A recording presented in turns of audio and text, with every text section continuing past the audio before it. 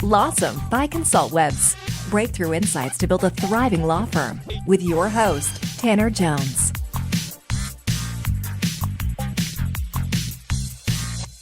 Hello, everyone. Today on the show, we're talking with Chris Dreyer, CEO of Rankings.io.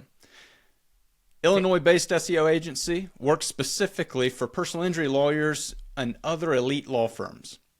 Rankings.io was built with one goal: delivering exceptional results for attorneys without compromising customer service. Aside from being a CEO, Chris is also the host of the Personal Injury Mastermind podcast and author of Niching Up: The Narrower the Market, the Bigger the Prize.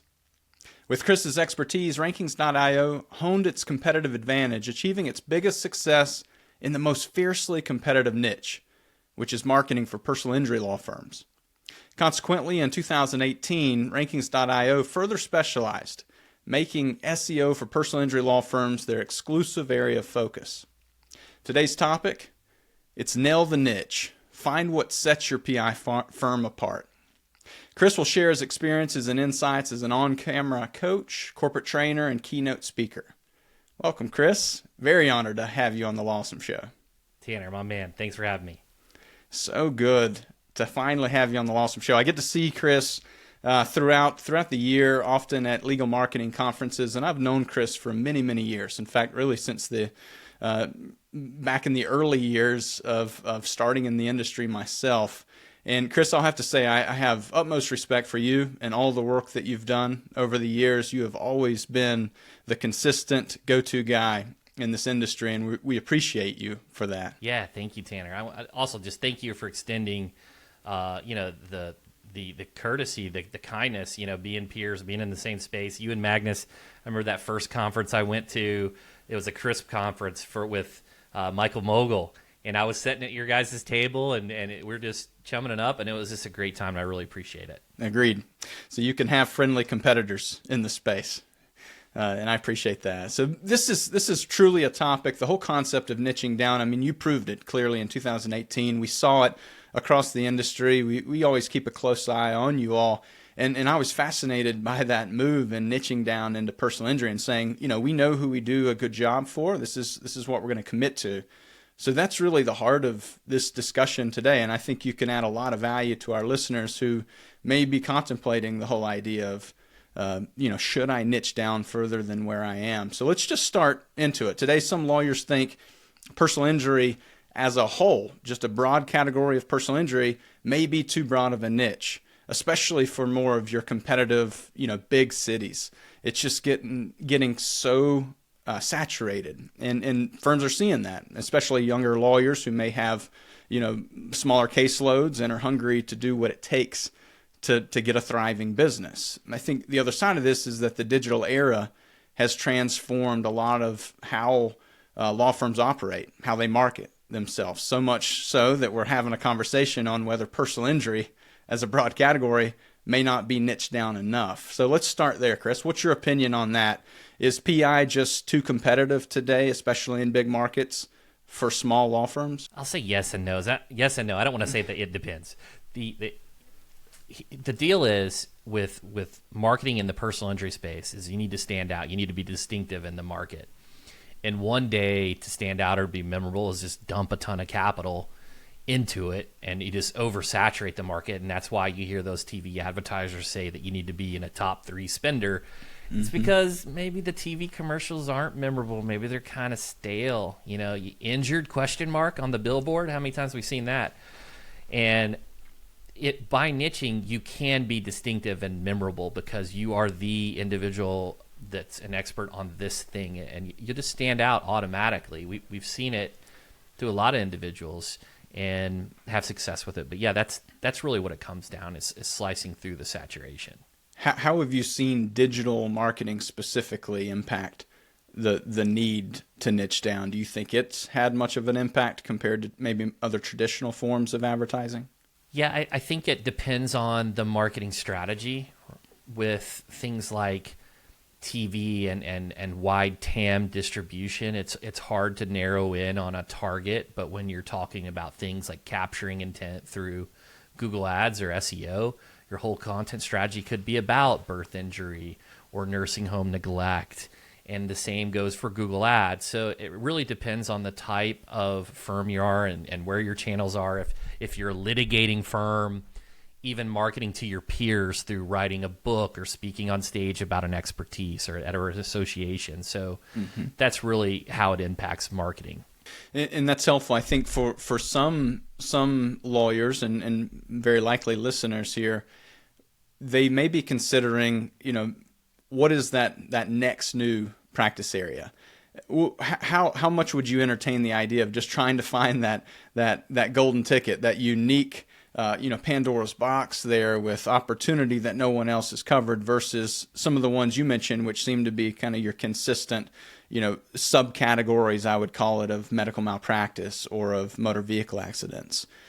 What are you seeing there? Yeah, and I'm wearing a T-shirt right now that says "Quantity breeds quality." Yes, and I think many individuals, you'll hear a lot of coaches and mentors say, "You got a niche, and I'm a little bit different. I think that you need to have a lot of experiences, general experiences, in a broad range of topics, practice areas, and before you do determine what that really big opportunity is for you."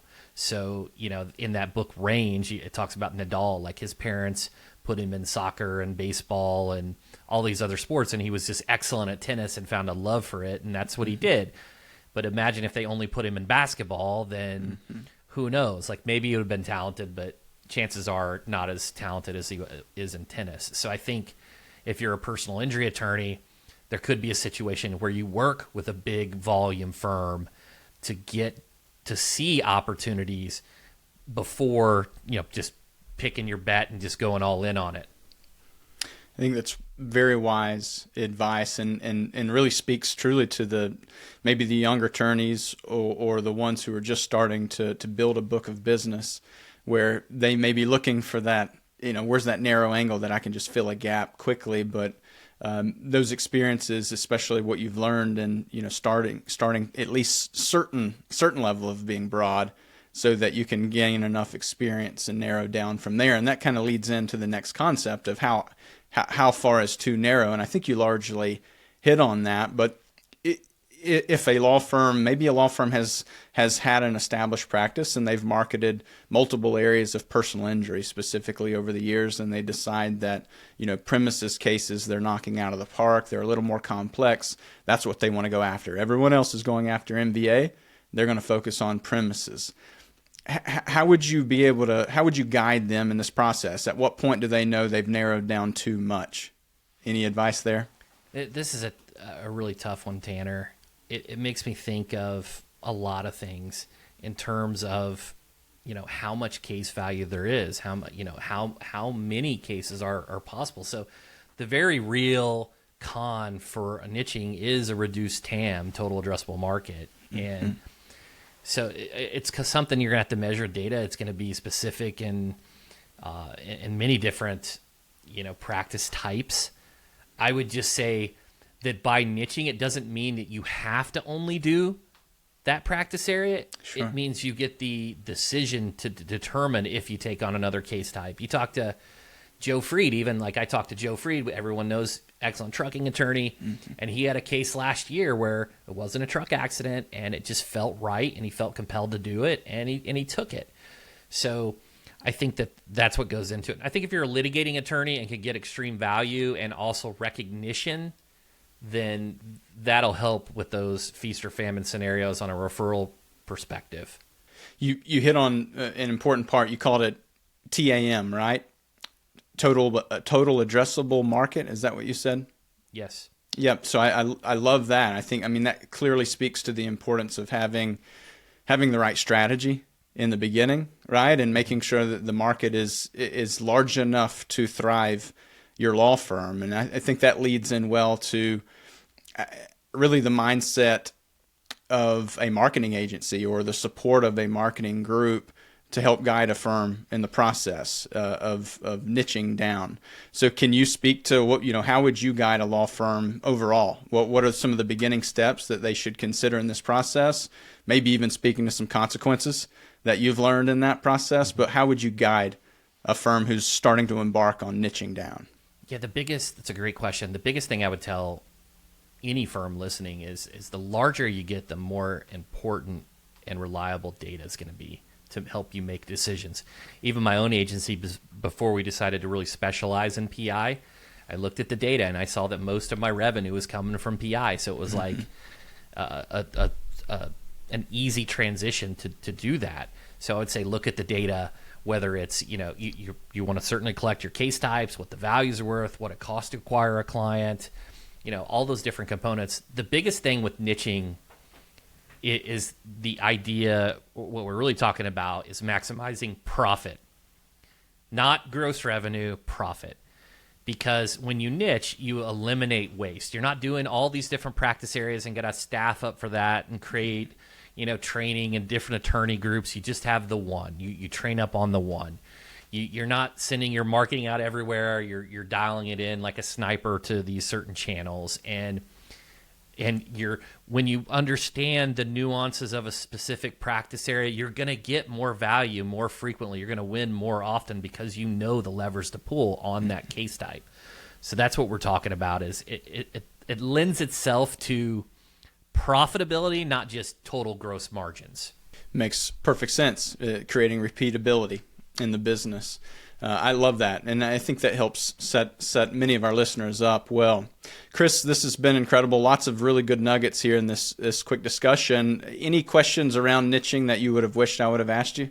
I think the biggest thing that most PI firms need to think about is not just the channel, even after you've chosen a niche, it's the creative. A lot of times that gets underemphasized. The individuals will say, oh, my consumer will, watches TV.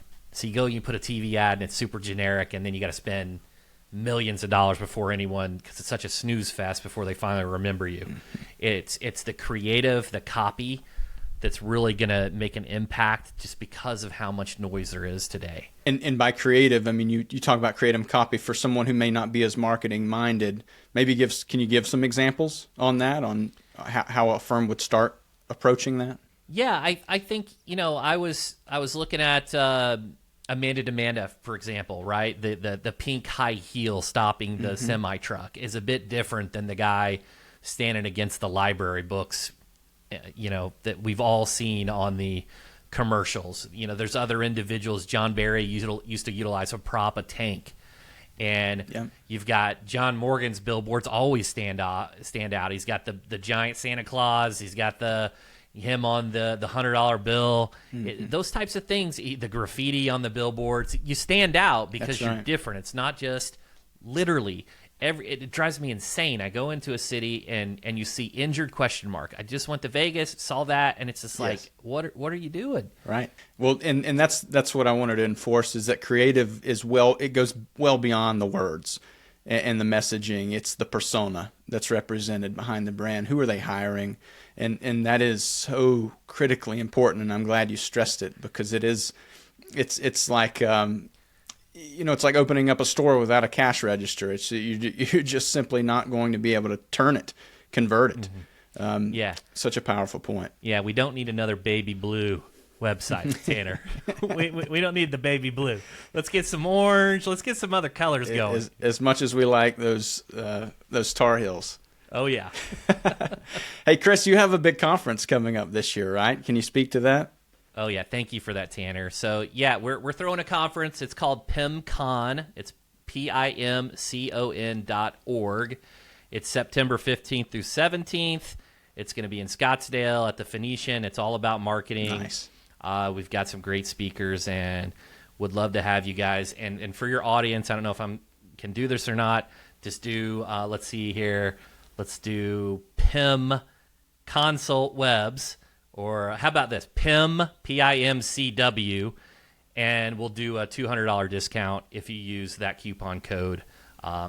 Anyone listening. Love it. We'll put that in the show notes so you can access that for our listeners. Thank you, Chris. What's the best way for someone to find you? Yeah, just head on over to rankings.io to check out what we do. And if you want to connect with me personally, it's just Chris, CHRIS, at rankings.io. We appreciate the time, Chris. Thanks for joining the show. Appreciate you, Tanner. LAWsome by ConsultWebs with Tanner Jones. For show notes, links, and info, go to consultwebs.com/podcast. Be sure to subscribe and leave us a review. Watch for the next LAWsome episode to discover more breakthrough insights to build a thriving law firm.